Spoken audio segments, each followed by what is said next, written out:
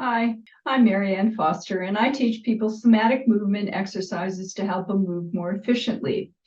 Today, we're going to do the waiter's bow, which is a really simple exercise where you're bending at the hips. The spine doesn't bend very much because the intervertebral joints are what we call closed packed. They're sitting one right up against another with a big giant disc inside the joint. It's not real efficient to bend forward in the spine when we have these incredible ball and socket joints that are highly mobile.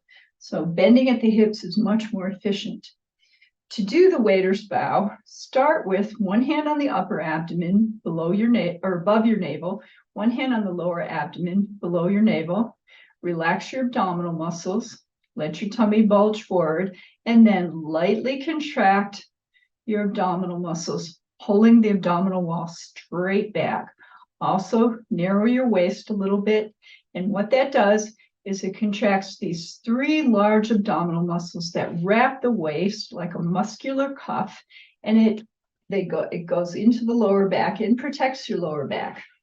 Another reason for putting your hands here when you do this exercise is that you want to avoid having the hands come closer together or farther apart, which indicates that the lower back is flexing or hyperextending.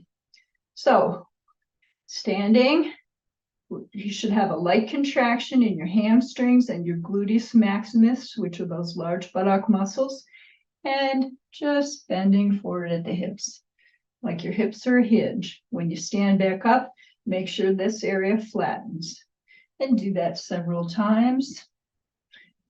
It's helpful to watch yourself in a mirror when you do this so you can see the habits. I've been practicing this all morning. This is like my fifth take because I keep making mistakes making these videos. So my back is getting pretty stable. Notice that this part of my body and this part of my body stay relatively even in length. I do have a low back curve, which everybody should have. Now I want to show you the waiter's bow in a seated position. This is really an important thing to know for people who work at desks or do a lot of sitting and are leaning forward to reach for something on their desk. So sitting in a neutral spine posture, you can rock your pelvis a little bit just to find your weight over your hips, over your sit bones, go side to side to feel that. And then again, hands on the abdomen, one hand on the upper part of your abdomen above your navel, the other hand on the lower part. Relax the abdominal wall, then lightly contract by pulling the navel straight back, narrow the waist so you get these large abdominal muscles wrapping the waist working, and bend forward at the hips. And just practice that several times. See if you can keep your spine long, yet relatively relaxed. And really feel that movement at the hips. Next, practice bending at the hips and taking your elbows to your knees and then back up. So now we're moving hips and shoulders at the same time, both ball and socket joints.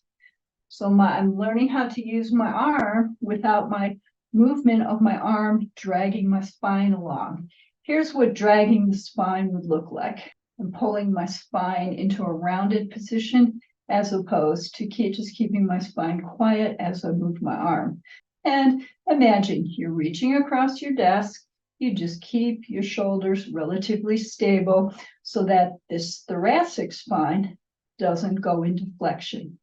One real common pattern, I see this a lot, is people reaching like this. See how my neck is going into hyperextension?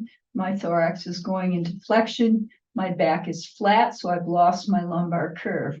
There's my lumbar curve, lifting my sternum, lengthening my neck to reach across my desk. Okay, thanks for joining me today for the waiter's bow. I hope you liked this. If you did, please give me a thumbs up, join my YouTube channel, and tell your friends.